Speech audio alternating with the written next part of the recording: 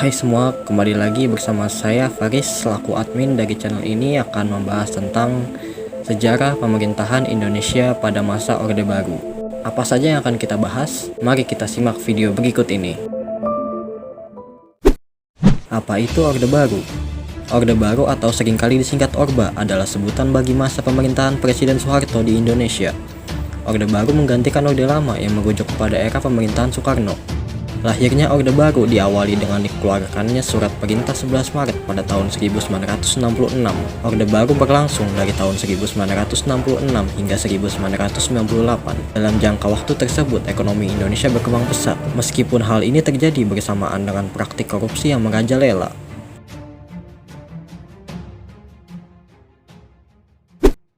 Latar belakang lahirnya masa Orde Baru. Meski telah merdeka, Indonesia pada tahun 1950 hingga 1960-an berada dalam kondisi yang relatif tidak stabil. Bahkan, setelah Belanda secara resmi mengakui kemerdekaan Indonesia pada tahun 1949, keadaan politik maupun ekonomi di Indonesia masih labil karena ketatnya persaingan di antara kelompok-kelompok politik. Keputusan Soekarno untuk mengganti sistem parlemen dengan demokrasi terpimpin memperparah kondisi ini dengan memperuncing persaingan antara Angkatan Bersenjata dengan Partai Komunis Indonesia yang kala itu berniat mempersenjatai diri. Sebelum sempat terlaksana, peristiwa gerakan 30 September terjadi dan mengakibatkan diberangusnya Partai Komunis Indonesia dari Indonesia. Sejak saat itu, kekuasaan Soekarno perlahan-lahan mulai melemah.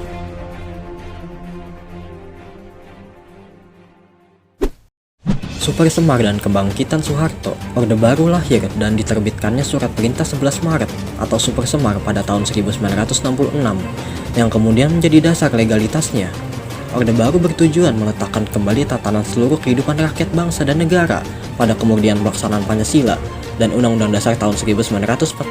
Melihat situasi semakin tak terkendali, Presiden Soekarno akhirnya menyusun Surat Perintah 11 Maret atau Super Semar untuk Jenderal Soeharto. Isi Super Semar adalah untuk mengendalikan kondisi negara dan mengamankan wibawa pemerintah. Soeharto akhirnya mengatasi keadaan serba tidak menentu dan sulit terkendali, sehingga Orde Baru pun dimulai. Surat perintah ini digunakan oleh Soeharto untuk memenuhi tuntutan Tritura, seperti membubarkan PKI, menangkap menteri yang diduga terlibat G30 SPKI, membentuk kabinet baru, dan menjalankan pemerintahan. Ciri-ciri pemerintahan Orde Baru. Beberapa ciri pokok Orde Baru yang ditunjukkan oleh berbagai kebijakan pemerintah yaitu dui fungsi ABRI, banyak prajurit militer dari berbagai pangkat, jabatan, dan angkatan ikut bekerja dalam pemerintahan, seperti menjabat posisi lurah atau kepala desa. Hal ini dianggap sebagai tanda menguatnya KKN atau korupsi, kolusi, dan nepotisme dalam rezim Orde Baru. Kebatasnya pilihan politik. Pemilu tahun 1977 hanya diikuti oleh 3 partai politik yakni PDI, PPP, dan golongan karya. Penyederhanaan ini dilakukan untuk membatasi banyaknya ideologi yang berkembang. Pembagian tersebut diharapkan dapat menciptakan kestabilan politik. Sayangnya, menyederhanakan pilihan politik justru menguatkan golongan karya. Kejadian ini dapat dimungkinkan karena Soeharto membuat kebijakan yang mendukung kemenangan golongan karya, seperti peraturan monoloyalitas PNS. Pembangunan yang masif. Pemerintahan Orde Baru mempunyai tekad untuk menempatkan pembangunan infrastruktur fisik dan non-fisik sebagai prioritas. Hal ini sebagai respon atas kekacauan ekonomi yang terjadi pasca 1965. Selain itu, pemerintahan juga membuka penanaman modal asing dan dalam negeri untuk masuk serta membuka usaha di Indonesia. Pemerintahan sentralistik. Sistem pemerintahan sentralistik menguatkan kekuasaan pusat terhadap daerah.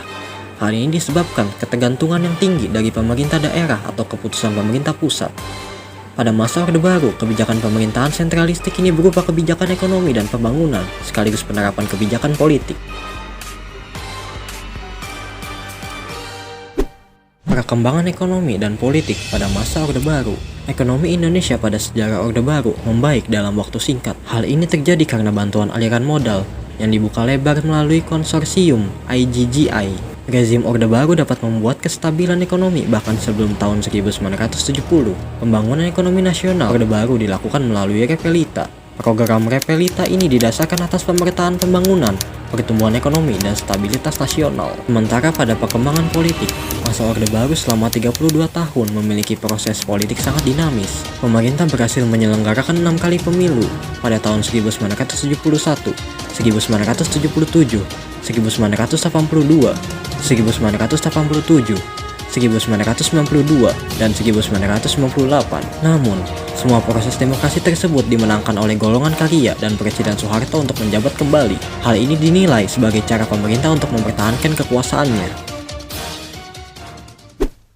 Runtuhnya masa Orde Baru. Berakhirnya masa Orde Baru di Indonesia ditandai dengan adanya krisis ekonomi yang melanda sejak tahun 1997. Krisis tersebut membuat nilai tukar rupiah jatuh. Badai krisis moneter berlarut-larut akhirnya memancing kelompok kritis di masyarakat. Kelompok kritis menilai permasalahan ekonomi ini bertumbuh pada kesalahan arus pemerintah Orde Baru. Situasi yang awalnya hanya berupa krisis ekonomi berkembang menjadi krisis kepercayaan. Kepercayaan terhadap pemerintah menurun sehingga memicu kerusuhan, demonstrasi besar, bahkan penjarahan terutama di Jakarta. Kemarahan masyarakat terutama di kalangan mahasiswa semakin menjadi setelah Soeharto dicalonkan kembali sebagai Presiden Republik Indonesia pada pemilu ke-6. Para mahasiswa akhirnya menuntut adanya reformasi tahun 1998. Reformasi ini memiliki beberapa tuntutan penting seperti penghapusan dui fungsi ABRI, penurunan maupun pengadilan terhadap Soeharto dan kroni-kroninya, penghapusan praktik korupsi, kolusi, dan nepotisme, penegakan supremasi hukum, dan amandemen UUD 1945.